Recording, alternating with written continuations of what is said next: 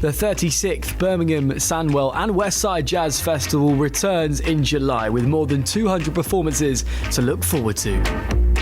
But it's not just the music that's on offer, there's also photography to mark the occasion too.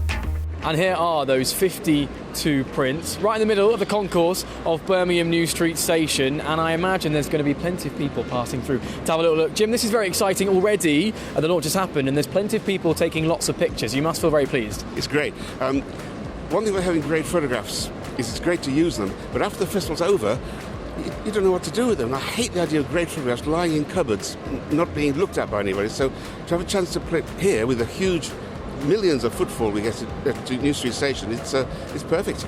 Now everyone talks about, music kind of coming in lots of different forms. I guess we're seeing it in an art form today, and that's quite nice as part of this exhibition. Yes, somebody said to me this morning, it's great to see Birmingham looking so good. They say it looks better than ever during festival time. And I think still photographs have more impact than moving pictures. I don't know why. Maybe moving pictures, because of the nature, they've gone past. But you can dwell on a still photograph. You can look for subtleties that maybe you don't see first time through. Yeah. And I'm a great fan of still photography. Do you hope that people will come to events like this and maybe take a little bit of inspiration from some of the people that have been doing it for a little while? Yeah, but not just young people. The managing editor of a newspaper group here was so impressed with the concert we did with cigar box guitars. He's gone ahead and bought himself a cigar box guitar.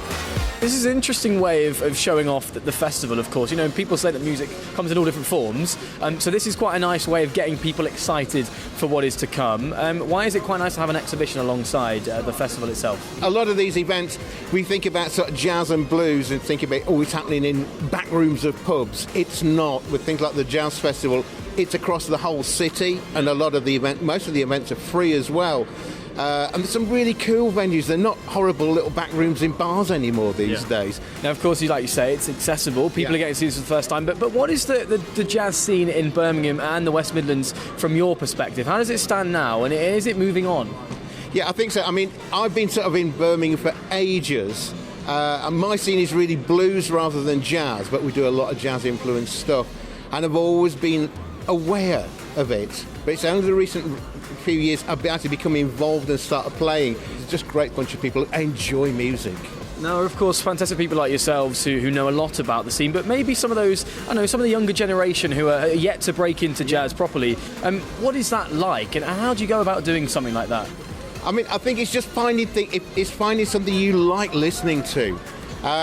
And I think perhaps a lot of people don't realise that a lot of music today, even stuff like the rap, finds its roots way back in that style of music.